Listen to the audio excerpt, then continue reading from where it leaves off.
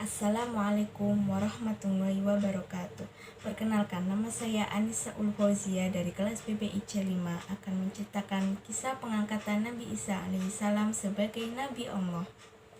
Sejak kecil, Isa sudah dikaruniai berbagai macam mukjizat oleh Allah Subhanahu wa Ta'ala.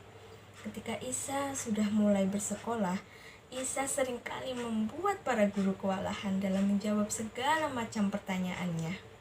Isa sangatlah cerdas, sampai melebihi para guru di sekolahnya.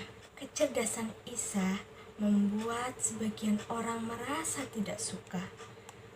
Suatu ketika, Isa mendengar suara gaduh dari dalam rumah temannya. Isa tahu bahwa teman-temannya dikurung oleh ibunya karena tidak diperbolehkan bermain dengannya. Lalu Isa pun bertanya, "Suara ribut apakah itu?" Dan para ibu pun menjawab, "Mereka hanyalah sekumpulan kera dan babi." Mendengar jawaban dari para ibu itu, Isa pun berdoa kepada Allah Subhanahu wa Ta'ala agar menjadikan mereka seperti apa yang telah diucapkan, yaitu menjadi kera dan babi. Sejenak kemudian, anak-anak itu pun berubah menjadi kera dan babi.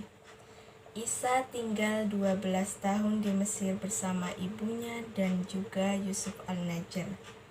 Kemudian mereka pun kembali ke Palestina dan tinggal di daerah Nazaret. Ketika Isa berumur 30 tahun, Allah mengangkatnya sebagai nabi.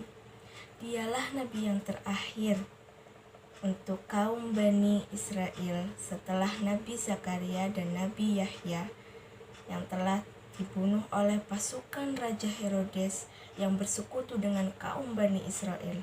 Nabi Isa alaihissalam mengajak kaum Bani Israel untuk menyembah kepada Allah Subhanahu wa Ta'ala dan menaati segala aturannya. Sebagai utusan Allah, Nabi Isa alaihissalam mempunyai banyak mukjizat yang semakin menguatkan kedudukannya. Suatu ketika, Nabi Isa alaihissalam membuat burung dari tanah liat. Kemudian ia meniupnya.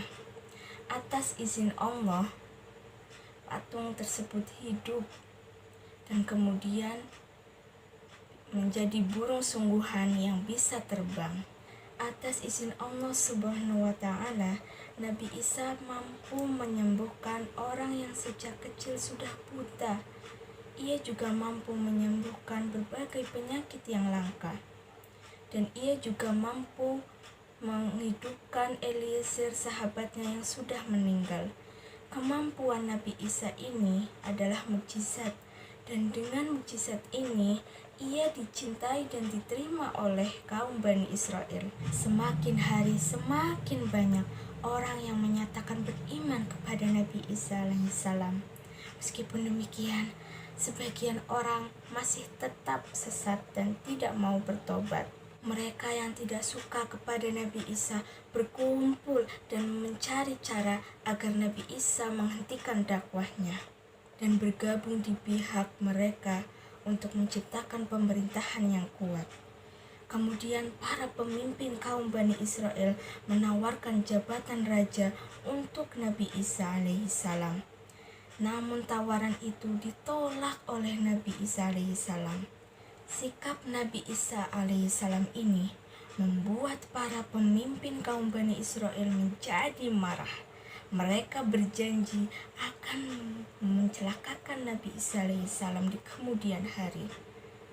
Namun Nabi Isa alaihissalam sama sekali tidak takut terhadap ancaman dari para pemimpin kaum Bani Israel. Ia tetap melanjutkan dakwahnya, mengajak orang-orang untuk mau bertobat dan menyembah hanya kepada Allah saja. Selesai. Sumber dalam Al-Quran terdapat dalam surat Maryam ayat 30 yang artinya, "Sesungguhnya aku ini hamba Allah. Dia memberiku Alkitab Injil dan dia menjadikan aku seorang nabi."